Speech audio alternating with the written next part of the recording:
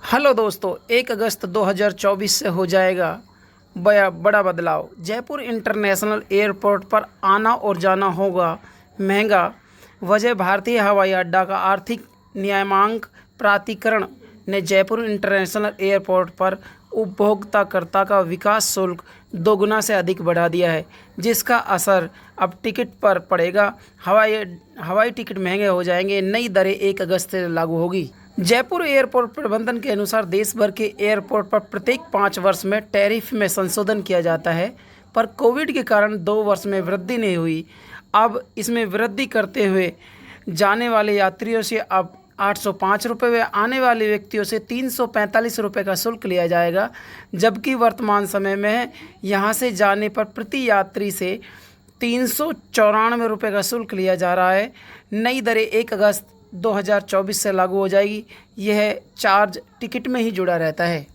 तो दोस्तों, कहने का मतलब यह है कि राजस्थान की राजधानी से उड़ान भरना हो जाएगा महंगा, क्योंकि जयपुर के हवाई अड्डे पर उपभोक्ताकर्ता विकास शुल्क दोगुना कर दिया गया है।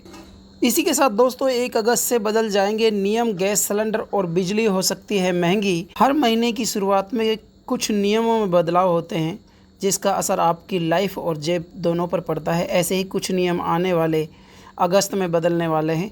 इसके साथ ही एलपीजी सिलेंडर के दाम भी बदल जाएंगे। आइए जानते हैं 1 तारीख से किन नियमों में बदलाव होने वाला है। एलपीजी गैस हर महीने की 1 तारीख को घरेलू और कॉमर्शियल एलपीजी सिलेंडर के दामों को सरकार द्वारा तय किए जाते हैं। बीते महीने सरकार ने कॉमर्शियल सिलेंडर के दाम कम किए थे। इसी के साथ दोस्तों, देश में होनहार बच्चों को आगे बढ़ाने के लिए भारत सरकार ने शिक्षा के क्षेत्र में कई बेहतर कदम उठाए हैं। यूँ तो हर बच्चा देश का भविष्य होता है, लेकिन ऐसे बच्चे जो समाज में पिछड़े तबके से आते हैं, उनके हित के लिए सरकार विशेष प्रयास कर रही है। ऐसे विद्यार्थी जो पढ़ाई से जुड़े हुए हैं और देश में अपना नाम रोशन कर रहे हैं, परंतु हमारे देश में कुछ ऐसे वर्ग शामिल हैं जो आर्थिक रूप से कमज़ोर और गरीब होने के कारण अपनी पढ़ाई पूरी नहीं कर पाते। तो ऐसे में सरकार ऐसे वर्ग के बच्चों के लिए छात्रवृत्ति शुरू किया है।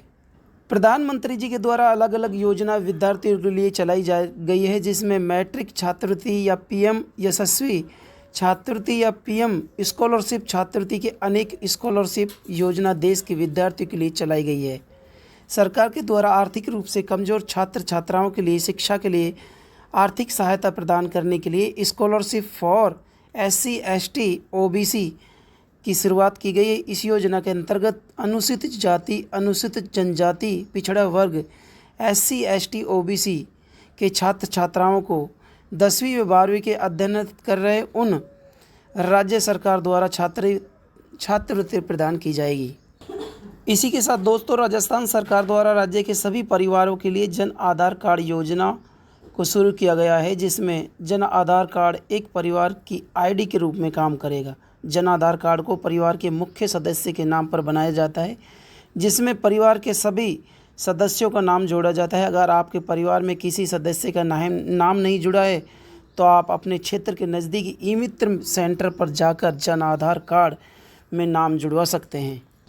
जन आधार कार्ड जुड़वाने के लिए आवेदक का आधार कार्ड होना अनिवार्य है। आवेदक का जन्म प्रमाण पत्र, मूल निवास प्रमाण पत्र, पासपोर्ट साइज की फ़ोटो, पहचान पत्र या पैन कार्ड, ड्राइविंग लाइसेंस, आय प्रमाण पत्र, परिवार का राशन कार्ड लिस्ट, आधार कार्ड से लिंक मोबाइल नंबर और सरकारी कर्मचारी है तो उसकी ID, विकलांग होने पर विकलांग प्रमाण पत्र आदि दस्तावेज से आप जन आधार कार्ड में नाम जुड़वाने के लिए आवेदन भर सकते हैं। साथ दोस्तों, बड़ी अपडेट आ रही है। युवाओं को जॉब के लिए ज़्यादा भटकना नहीं पड़ेगा। ऐसा इसलिए क्योंकि सरकार ने इंटर्नशिप के लिए बड़ी घोषणा कर दी है। केंद्रीय वित्त मंत्री निर्मला सीतारमण ने अगले 5 वर्षों में 1 करोड़ युवाओं को टॉप कंपनियों में इंटर्नशिप प्रदान करने के लिए डिजाइन की गई एक नई योजना की घोषणा की है।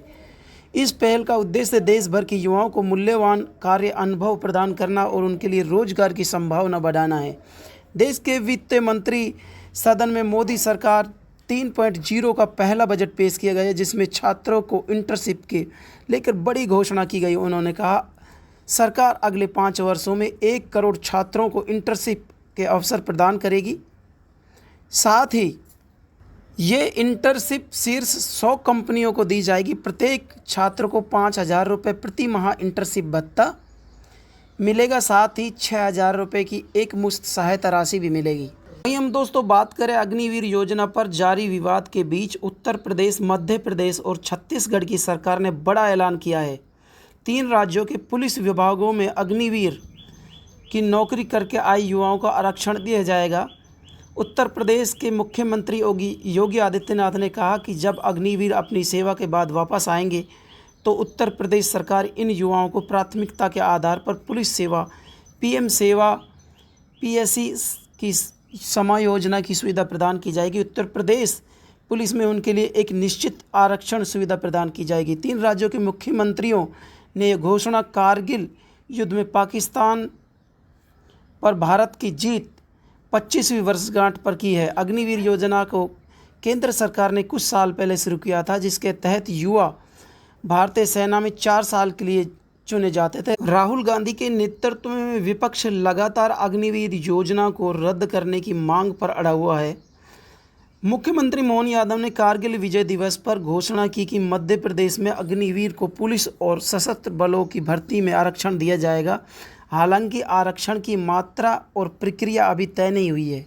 वहीं दोस्तों छात्र संघ चुनाव को लेकर बड़ी अपडेट आ रही है। राजस्थान सरकार ने मौजूद 2024-25 के शैक्षणिक सत्र में छात्र संघ चुनाव करवाने का फैसला किया है। राजस्थान सरकार के उच्च शिक्षा विभाग की ओर से जारी वार्षिक कैलेंडर में छात्र संघ चुनाव और कार्यालय उद्घाटन का जिक्र भी किया गया है,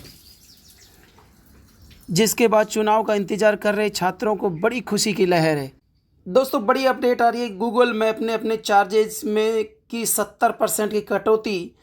गूगल मैप 1 अगस्त से भारत में अपने नियमों में महत्वपूर्ण बदलाव करने जा रहा है।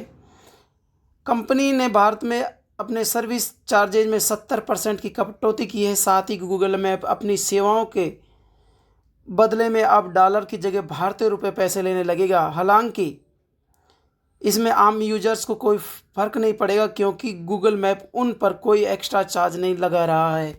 तो दोस्तों ये तो थी 1 अगस्त से जो बड़े बदलाव होने वाले हैं। चाहे हम बात करें HDFC क्रेडिट कार्ड के नियमों में बदलाव की बात करें, गूगल मैप के चार्जेज में कटौती की बात करें, LPG गैस सिलेंडर की प्राइस की हम बात करें, यूटिलिटी ट्रांजैक्शन की बात करें। इसी के साथ दोस्तों मैं बता देना चाहता हूं कि अगस्त 2024 में पूरे 13 दिन बंद रहेंगे बैंक। अगस्त 2024 में कुल 13 दिनों के लिए बंद रहेंगे और इसलिए आप सभी से यही है कि बैंकों के काम समय पर निपटा लेना, अन्यथा आपको असुविधा की समस्या हो सकती है। क्योंकि इस महीने में सरकारी छुट्टियां बैंकों की बहुत ज़्यादा आ रही है, 13 छुट्टियां होंगी।